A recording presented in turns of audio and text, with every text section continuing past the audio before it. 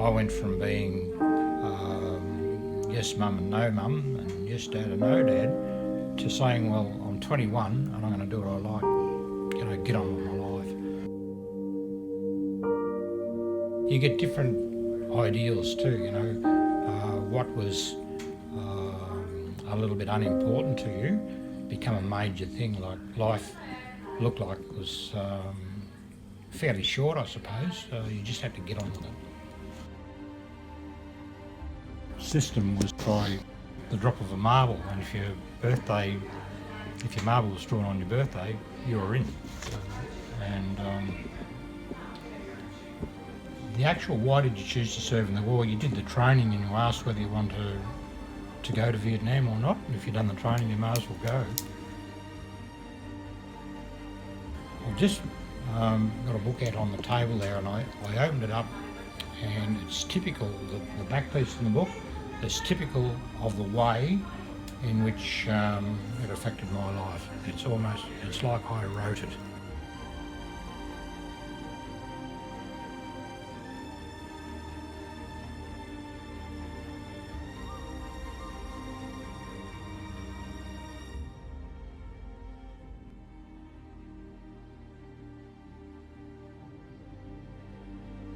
So it changed my life completely, and I was talking to Carmel today about how it did change my life, and I went from being yes mum and no mum, and yes dad and no dad, to saying, well, I'm 21 and I'm going to do what I like, get on with my life.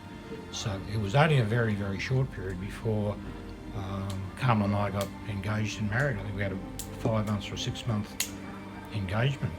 She turned 21, we got engaged, got married, and then moved away from, she moved away from her parents, I was already away, and then we started a family together.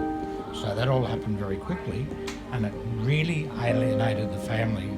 My parents didn't come to my wedding. It changed big time.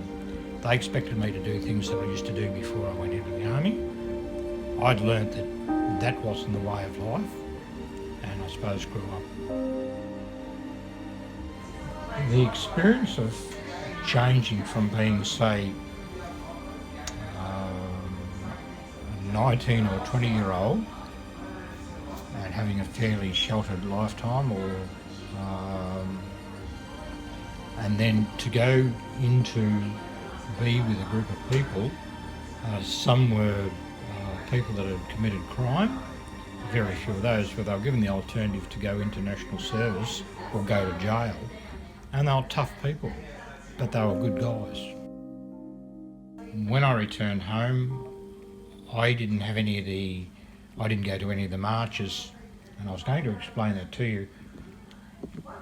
Our unit was a replacement unit or a reinforcement unit, so you had battalions, and the battalions come home as one, and they marched in Sydney or wherever their base was, and that's where the spitting and bad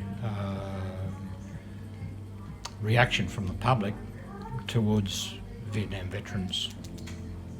Okay, now, how many got spat on and that type of thing, I don't know. We were divorced from that because the only thing that we held, that correspondence that we really got, would be news clippings from our parents. There was no tally or no way of talking to them. You couldn't phone them up and say, hey, what's going on in Australia? You just had to rely on newspaper clippings and various information that come through to our unit. I was in charge of a command post. A command post is where you maintain communications with troops and really monitor what was going on. So before I went overseas, I did training as a signaller. I did a specialist SIG course in Singleton. I was actually an infantry person, and I was lucky enough to become a B grade SIG. I had a good time. I really, really did. I had a good job. Being in charge of the command post, I had 3 people that worked for me. We didn't get up for parades and that type of thing as other diggers had or did. I was in a specialist platoon, and we operate a little bit differently to the average soldier. Like, we didn't, when you're coming towards a person that's got rank, such as a lieutenant or captain or whatever, you salute them. And in our unit, we didn't have to do that.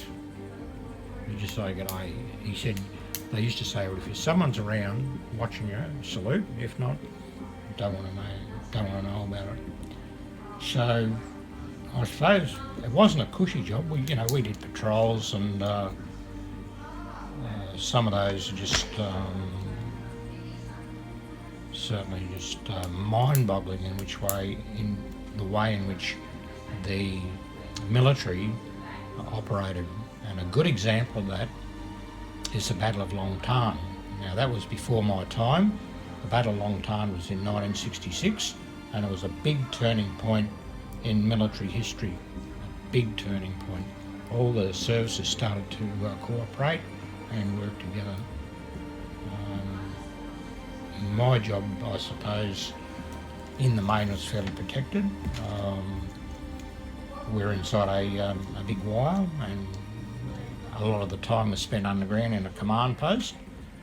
I did patrols probably every second day, what they call a clearing patrol, either in the morning, at night, or both. And that was a matter of going outside the wire and making sure that no one's waiting there for darkness.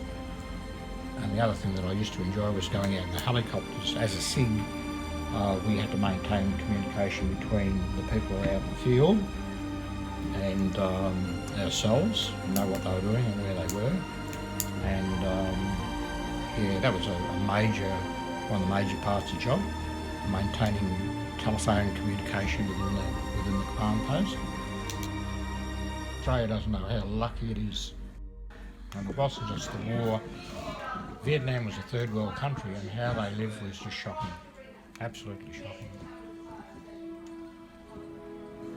Your opinion of how has the Vietnam War affected the Australian society? At the time, in a big way, you had the hippie movement, marijuana and Hare Krishna and all that type of thing. But I think as we sit here today, it has no real effect at all. I don't believe it has. I can't see how it's affected society. It certainly affected me, but not society.